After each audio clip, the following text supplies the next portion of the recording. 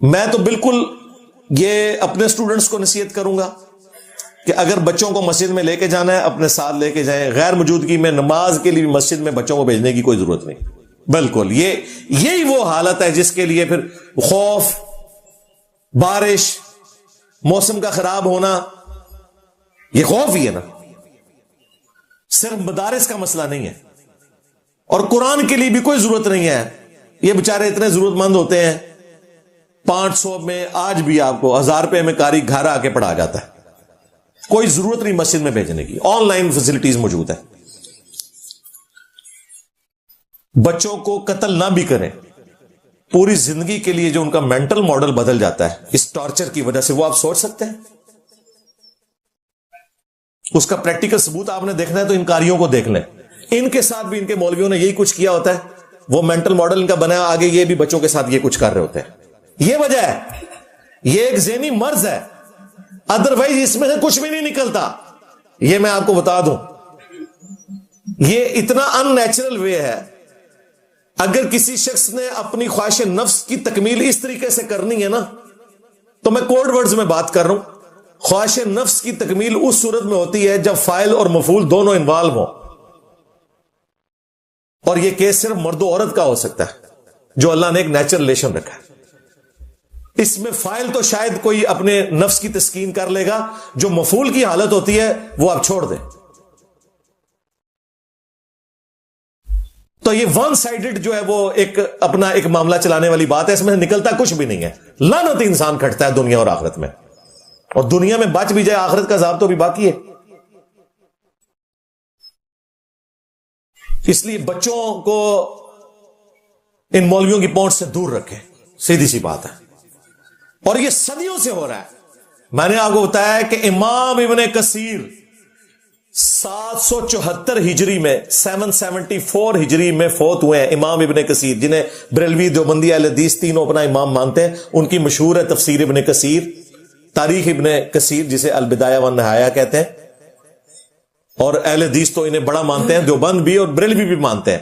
ابن تیمیہ کے شاگرد ہیں امام ابن کثیر. 700 سال پہلے وہ بندہ فوت ہو چکا ہوا ہے.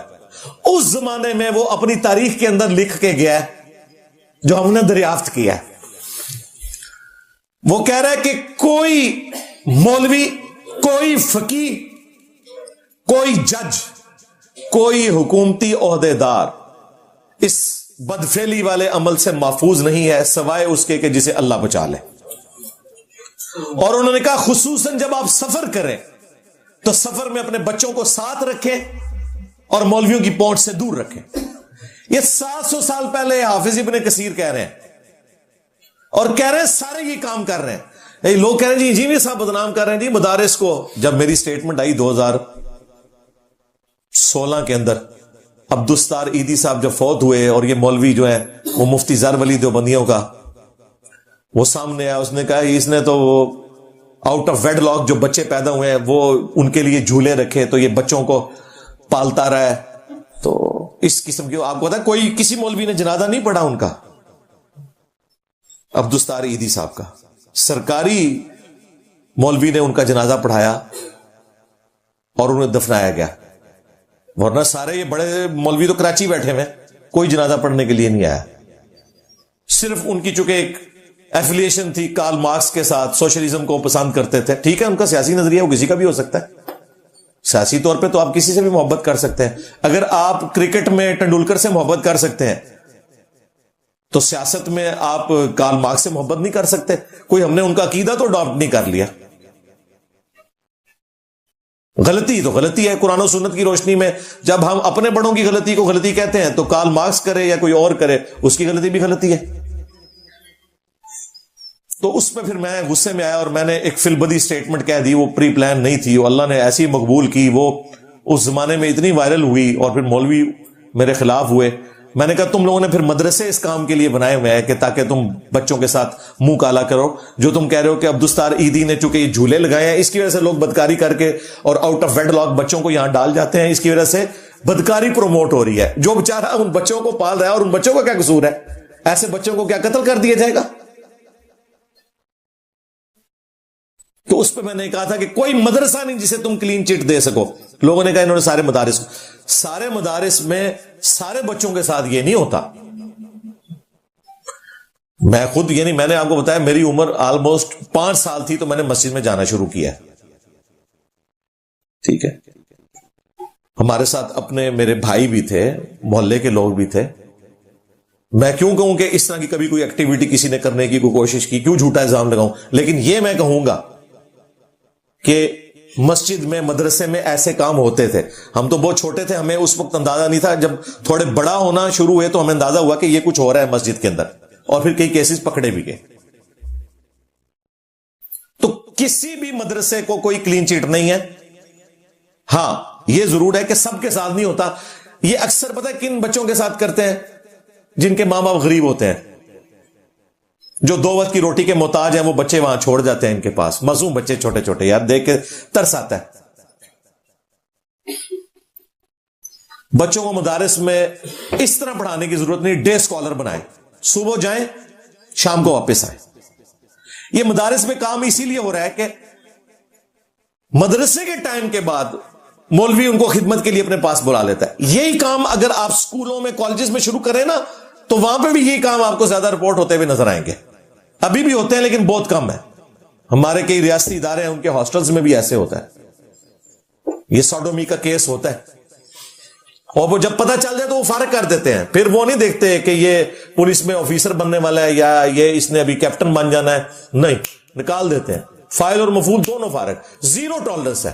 یہ میں آپ کو بتاؤں, لوگ ہمیں تو کہتے ہیں نا کہ جی مدرسوں کے اوپر انجینئر صاحب بولتے ہیں, ریاستی اداروں پہ نہیں بولتے. بھائی وہ تم سے بہتر ہے. اتنا سا کیس رپورٹ ہو جائے نا, وہ بندہ پھر وہاں جواب نہیں کر سکتا فوج کے اندر اور پولیس کے اندر. رپورٹ ہو جائے تو تمہارا رپورٹ ہوتا ہے, تم آ کے جناب روڈز بلاک کر لیتے ہو, مولوی کو چھڑوا کے لے جاتے ہو. یہ فرق ہے.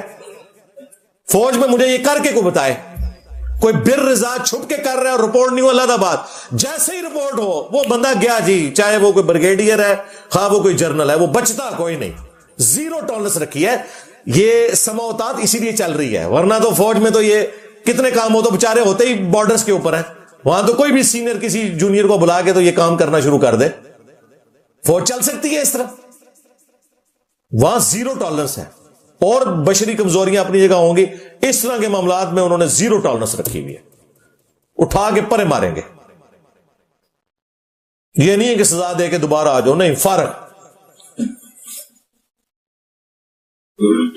تو عیدی صاحب والے کیس میں نے جب یہ بات کی تو لوگوں کو برا لگا, اور یہ کرامت ہی اللہ کی طرف سے ظاہر ہوئی ہے.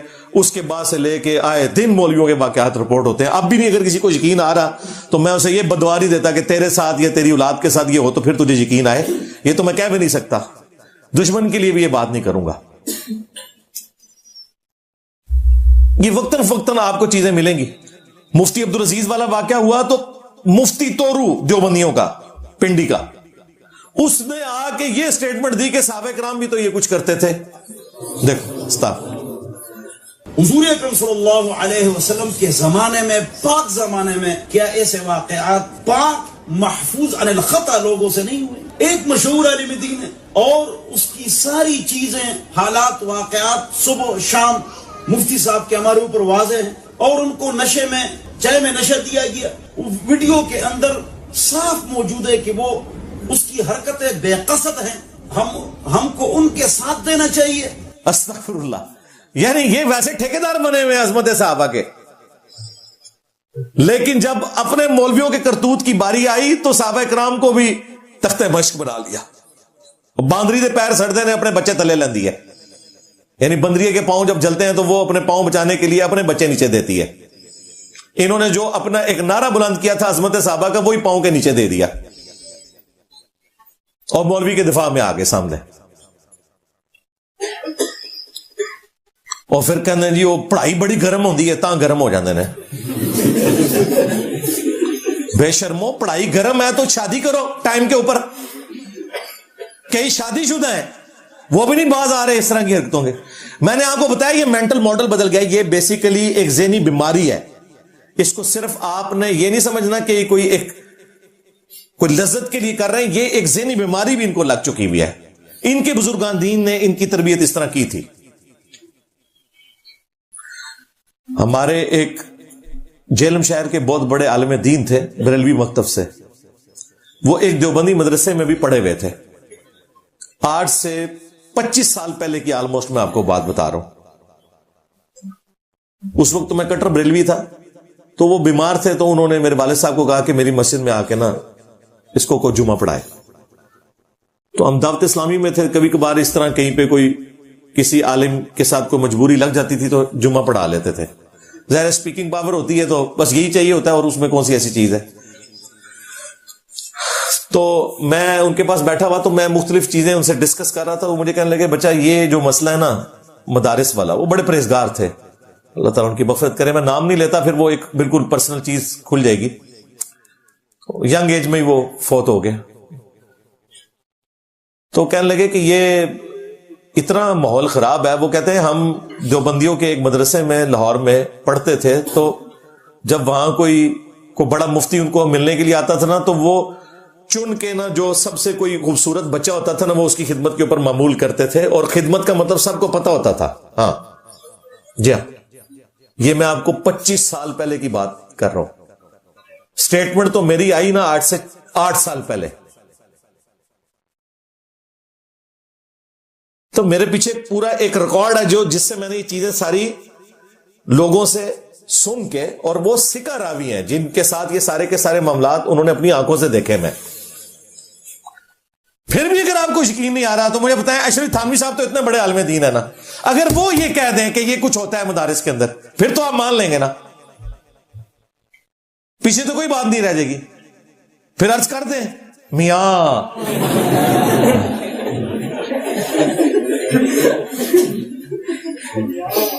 میاں لوگ کیا کہیں گے. یہ میرا واقعہ ویڈیو میں جب طارق جمیل صاحب نے سنا, مجھے انہوں نے فون کیا, مجھے کہتے ہیں یار یہ واقعی لکھا ہے اشرف تھانوی نے. میں کہا لکھے ہے. مجھے کہتے ہیں کتاب بھیجو. میں نے ان کو کتاب TCS کروائی. پھر کہتے ہیں یار واقعی لکھا ہوا ہے. یار اگر ہوا بھی تھا تو لکھنے کی کیا ضرورت تھی. اور کتاب کا نام ہے حکایات اولیاء. ان پتہ لگ گیا اولیاء کے کر دینے. انجینئر صاحب ولیاں تے بہت خلاف نے. ہوں میں تمہیں یہ نہیں بدوا دینا کہ تھوڑے منڈیاں نو ولی پون تے انہاں دے ابیاں نو بھی ولی پون, ابیاں نو بھی پی سکتے جائے. ہاں یہ تے ابے دی عمر دا ہی سی نا. اشرف تھانوی صاحب نے ارواح ثلاثہ 3 بزرگان دیوبند کے حالات زندگی لکھے ہیں, اور اس کو ٹائٹل دیا ہے حکایات اولیاء. اس میں وہ لکھتے ہیں کہ ایک جلسے کے موقع کے اوپر پبلکلی لوگوں کے سامنے, اب کاش اس زمانے میں کوئی CCTV کیمرہ ہوتا, اور یہ جتنے موبائل مجھے کور کر رہے ہیں اس زمانے میں ہوتا تو آپ لوگ یہ ویڈیو بھی دکھا سکتے تھے. لیکن چونکہ ایک حکیم الامت بتا رہا ہے تو یقیناً وہ ٹھیک بتا رہا ہے, اور یہ کرامت بتا رہا ہے ان کی کہ جی پبلکلی انہوں نے چرپائی پہ لٹایا, بلکہ وہ پورا نقشہ کھینچا. انہوں نے کہا محبت آمیز لہجے میں اپنی طرف بلایا, اور پھر کہا کہ یہاں لیٹ جاؤ. پھر وہ چارپائی پہ لیٹ گئے. کون لیٹ گئے؟ قاسم نانوتوی, جنہوں نے مدرسہ دیوبند بنایا ہے, مدرسہ دیوبند کے بانی. اور رشید احمد گنگوئی نے انہیں کہا کہ لیٹ جاؤ. پھر گنگوئی صاحب ان کے ساتھ لیٹ گئے. اس کے بعد کروٹ ان کی طرف کی, اور نہایت محبت آمیز لہجے میں, اب یہ پتہ نہیں کون سی پاکیزہ محبت ہے وہ کر رہے ہیں, وہ اتنی پاکیزہ تھی کہ قاسم نانوتوی مدرسہ دیوبند کے بانی کہتے ہیں میاں لوگ کیا کہیں گے, یعنی کرنا ہی ہے تو اندر لے جا منو.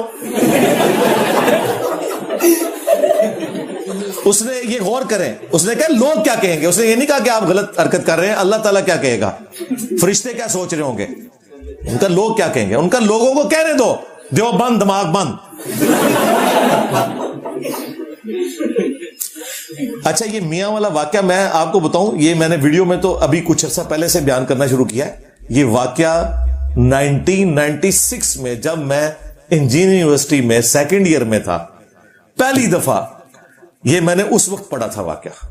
یہ نہ سمجھے کہ ابھی میں نے کوئی دریافت کیا ہے, یعنی چونکہ ہم بریلوی تھے نا تو ہمارے مولویوں نے بتایا کہ ان کے بڑے مولوی یہ کام بھی کرتے تھے دیوبندیوں کے. تو یہ واقعہ مجھے آج سے آلموسٹ آپ سمجھ لیں 28 سال پہلے پتا تھا. بیان تو میں نے اب کرنا شروع کیا. پھر یہ قسط ختم نہیں ہوئی ہے. یہاں پہ تذکرۃ الرشید میں ان کے دوسرے بزرگان دین لکھتے ہیں کہ یہ لو سٹوری یہاں ختم نہیں ہوئی. وہ کہتے ہیں کہ رشید احمد گنگوئی صاحب کہتے ہیں کہ ایک دن میں نے خواب میں دیکھا کہ قاسم میاں جنہیں انہوں نے لٹایا تھا اپنے ساتھ دلہن کی شکل میں میرے خواب میں آئے اور ادھر تک خواب رکا نہیں. وہ کہتے ہیں پھر جو ایک مرد و عورت کو ایک دوسرے سے نفع ہوتا ہے میاں بیوی کو وہ بھی پہنچا ہے, یعنی وہی جو آپ سمجھ رہے ہیں وہ بھی انہوں نے لکھ دیا ہے. ہاں,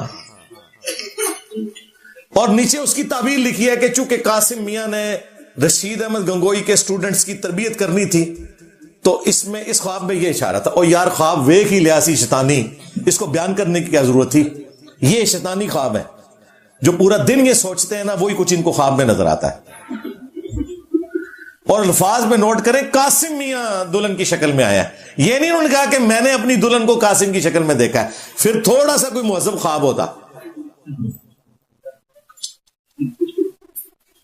تو یہ سلسلہ تو جاری ہے. لہذا اگر یہاں پہ اب ایک دیوبندی قاری نے یہ کیا ہمارے اسٹوڈنٹ کے ایک بچے کے ساتھ اور وہ اندر ہے, اور یا یہ ابھی دیوبند کا جو قاری دینے میں نکلا وہ اندر ہے, تو یہ ماشاءاللہ لیگیسی چل رہی ہے اور بہت زیادہ ہے. یہ یہاں پہ اس لیے زیادہ ہے کہ یہاں پہ نا اکابرین اور علماء اور حضرت یہ بہت زیادہ رسپیکٹ کی جاتی ہے. یعنی مولویوں کو جو پوجنے کی حد تک ہے نا وہ دیوبند فرقے میں ہے. اہل حدیث میں اتنی نہیں ہے علماء کی قدر, بریلویوں میں بھی علماء کی اتنی قدر نہیں, پیروں کی زیادہ ہے, لیکن یہاں پہ علماء کی بڑی قدر ہے. یہ اکثر لوگ سوچتے ہیں کہ یہ اکثر واقعات دیوبند کے کیوں نکلتے ہیں, میاں والا ہو, مفتی عبدالعزیز والا ہو, اور یہ بھی قاری عمران والا ہو, یا قاری غنی کا جو جیلم میں نکلا تھا وہ, یہ ساری دیوبندی ہے, کیونکہ وہاں پہ یہ ایک فیض جاری ہے شروع سے. جام مدارس کے بانی یہ کام کرتے ہوں تو آگے تو پھر وہ اس طریقے سے چلنا ہے سارے کا سارا معاملہ. آپ کو پتا ہے ویٹیکن سٹی میں جو پوپ کے ساتھ کو بڑے بڑے پادری تھے نا, انہوں نے ننز کے ساتھ, وہ عورتیں جو وقف ہوئی ہوئی ہیں کرسچینٹی کی خدمت کے لیے, یا وہاں پر جو خدمت گزار لڑکے ہیں ان کے ساتھ منہ کالا کیا. سپاٹ لائٹ ایک فلم بھی بنی اور کئی ایک ویڈیوز اس حوالے سے یوٹیوب پہ اویلیبل ہیں, لوگوں کے انٹرویوز جو کچھ پادریوں نے ان کے ساتھ کیا. وہاں کسی نے یہ گلہ نہیں کیا کہ آپ کرسچینٹی کے تشخص کو نقصان پہنچا رہے ہیں, ویٹیکن سٹی کے تقدس کو پامال کر رہے ہیں. ویٹیکن سٹی ان کے لیے ویسے ہے جیسا کہ ہمارے لیے کعبہ شریف ہے, آپ سمجھ لیں. ان کا نہیں غلط ہوا ہے. یہاں پہ آپ بات کریں تو کہتے ہیں کہ جی وہ جی نقصان پہنچا رہے ہیں پاکستان کو, اسلام کو. بھائی اگر فیصلہ آباد میں سب سے زیادہ بے حیائی پر مبنی سائٹس کھولی گئی ہیں تو یہ فیصلہ آباد کے لوگ اپنی پبلک کے اوپر غور کریں نا, بجائے یہ کہ اگر میڈیا میں یہ بات رپورٹ ہو تو آپ میڈیا کے خلاف ہو جائیں. فیکٹس اینڈ فیگرز ان کو تو آپ نہیں بدل سکتے, اور اگر آپ اپنی اصلاح کریں گے تو مستقبل میں آپ کے لیے فائدہ ہے. رائے ونڈ والوں سے, تبلیغی جماعت سے, ان کے عقائد و نظریات سے ہمارا اختلاف اپنی جگہ, جو وہ کام کر رہے ہیں ایکسٹراڈنری کام ہے. رائے ونڈ میں جب اس قسم کے یہ بدفعلی کے واقعات رپورٹ ہونا شروع ہوئے تو حاجی عبد الوہاب صاحب رحمہ اللہ فوت ہو چکے ہیں, انہوں نے باقاعدہ پابندی لگا دی کہ کوئی بچہ, نوجوان لڑکا, ٹین ایجر اپنے باپ یا بڑے بھائی کے بغیر تبلیغی جماعت میں سفر نہیں کرے گا. انہوں نے کہا ہم ان مولویوں کو تو نہیں باز رکھ سکتے, ان بڑوں کو تو باز نہیں رکھ سکتے, کم از کم بچوں کو کہیں کہ وہ اپنے بڑوں کے ساتھ جماعت میں نکلیں, ادروائز انہیں جماعت میں نکلنے کی ضرورت نہیں ہے. اس طریقے سے یہ باپا جانی کی جو جماعت ہے دعوت اسلامی, اس میں بھی اس قسم کے بہت کیسز رپورٹ ہوئے ہیں, ہمارے جیلم شہر میں ہوئے تھے. تو انہوں نے اس حوالے سے پھر سخت آرڈرز دیے کہ یار ان معاملات کو کنٹرول کیا جائے. جہاں پہ ایسے مولوی اور علماء موجود ہیں جو اس طرح کے دہشت گردوں کی پش پناہی کرتے ہیں, وہاں پہ پھر ایسے لوگ بھی موجود ہیں جو یہ سمجھتے ہیں جینوئنلی کہ دین کا نقصان ہو رہا ہے اور پھر وہ ایکشنز لیتے ہیں. تو ایسے علماء کو ہمارا سلام ہے جی, اپنے عقائد و نظریات کے اختلاف کے باوجود ہم ان کی جو اس قسم کی ایکٹیویٹی ہے جو اسلام کی سپورٹ کے لیے، اس کی سپورٹ میں ہم ان کے ساتھ کھڑے. یہ نہ سمجھیے گا کہ مجھے کوئی مطلب ان کو ڈیفیم کرنے کا ایک موقع مل گیا تو یہ ہر وہ باپ جس کی اولاد ہے، ہر وہ ماں جس کی اولاد ہے، اس کی یہی کیفیت ہے. سیدھی سی بات ہے. جی مدارس کیوں زیادہ ٹارگٹ ہوتے ہیں؟ کیونکہ تم ٹھیکیدار ہو دین کے. یہ اگر کوئی دنیا دار کر رہا ہو نا تو اس پہ ہمیں کم غصہ آئے گا. مجرم وہ بھی ہے، سزا اسے بھی ہونی چاہیے، لیکن تم تو دین کی لیگیسی لے کے چل رہے ہو. اور پھر ایتھیسٹ کو، سیکولرز کو موقع ملتا ہے، وہ تمہارا بینڈ بجاتے ہیں. پھر جب وہ بینڈ بجاتے ہیں، بجائے انہیں جواب دینے کے یہ میرے پیچھے ہو جاتے ہیں، جی انجینئر صاحب نے تکو نا جی وہ ویڈیو کیا دیتا نا، وہ پھر سارے لوگ دیکھ لیندے نے. یار سارے لوگ، میں تو سوشل میڈیا پہ کوئی نہیں ہوں، میرے پاس تو سمپل وہ موبائل ہے، وہ بٹنوں والا، جس پہ 4-5 دن بعد کوئی کال آ جائے تو آ جائے، ادروائز وہ سائلنٹ پہ ہی ہوتا ہے. وہ کبھی گھر سے نکلوں تو میں نے اپنی بیوی سے یا والد سے رابطے کے لیے رکھا ہوا ہے، ادروائز میں موبائل یوز ہی نہیں کرتا. اس لیے میرے پاس نہ تو کوئی فیس بک کا کوئی کلپ، نہ کوئی واٹس ایپ کا آتا ہے. ہاں ہماری اکیڈمی کے ممبرز جو ہیں ان سے میں اتوار سے 1-2 دن پہلے پوچھ لیتا ہوں کہ کوئی کام پہ آیا اس ہفتے تو 10 منو، چاہے اس طرح کا ہو یا کوئی مولوی کا ہو. یہ جتنے مولویوں کے بھی کلپ ہے نا آتے ہیں میرے خلاف آ جاتے ہیں، تو وہ پھر مجھے بتا دیتے ہیں کہ ہاں جی یہ ہے، اس کو اگر آپ نے کرنٹ افیئر بنانا ہے تو بنا لیں. تو اس طریقے سے مجھے یہ چیزیں پتہ چلتی ہیں، میں کوئی ان کی تلاش میں نہیں ہوتا. پھر اس کے بعد ظاہر ہے میں تحقیق کرتا ہوں، پھر میں جہاں جہاں مجھے رابطہ کرنا پڑے میں پوری تحقیق کرنے کے بعد اس معاملے کو لے کے چلتا ہوں. تو آلریڈی سوشل میڈیا پہ یہ سب کچھ عام ہو چکا ہوتا ہے. مفتی عبدالعزیز کی ویڈیو میں نے نہیں اسے کہا تھا اس کے اسٹوڈنٹ کو کہ تم بنا کے اپلوڈ کرو. تو میرے خلاف کیوں ہوتے ہیں؟ بجائے یہ کہ آپ اپنے آپ کو سدھاریں اور کافروں کو موقع نہ دیں، اسلام دشمنوں کو موقع نہ دیں، آپ میرے خلاف ہو جاتے ہیں. تو مجھے تو کوئی فرق نہیں پڑے گا. میرا خیال ہے اب آپ لوگوں کو یقین آ جانا چاہیے کہ مجھے کوئی فرق نہیں پڑتا. کتنا کچھ کیا تو میں کوئی خاموش ہو گیا ہوں. میں نے تو بتایا کہ میرا فیول یہ ہے، جب لوگ اس طریقے سے کرتے ہیں مجھے مزید جذبہ پیدا ہوتا ہے کہ یار رسپانس اچھا آ رہا ہے، یعنی صحیح جگہ پہ چوٹ لگ رہی ہے. اس جگہ چوٹ لگانے سے اسلام کا فائدہ ہو سکتا ہے، لوگوں میں اویئرنس آ سکتی ہے. جب یہ چیختے ہیں، اگر یہ مساجد کے اندر جمعے نہ پڑھاتے تو آج اتنی پبلک یہاں پہ آتی؟ آپ مجھے بتائیں ریئل ٹائم آپ میں سے کتنے لوگ ہیں جو آج پہلی دفعہ آئے ہیں؟ یہ دیکھ لیں. اسی طرح سینکڑوں لوگ ہیں جو پہلی دفعہ ہی آتے ہیں، اور کتنے لوگ ہیں کہ جو ریولٹ ہونے سے پہلے بریلوی، دیوبندی، اہل حدیث یا شیعہ تھے. تو علماء نے. اور کتنے لوگ ہیں جنہیں میرا تعارف نیگیٹو ہوا تھا، بڑی پیڑی شاید جی بچ جانا دے کو. تو شکریہ مفتیہ حضرات کہ آپ نے اپنی عوام کو ایجوکیٹ کیا کہ وہ انجینئر صاحب کو سن کے اس شخصیت کے ساتھ جڑ جائیں جس کی قبر مدینے میں ہے. صلی اللہ علیہ وآلہ وسلم. صلو علی محمد وآل محمد. اللہم صلی علی محمد وعلی آل محمد واصحاب محمد وازواج محمد وامت محمد اجمعین الی یوم الدین. آمین.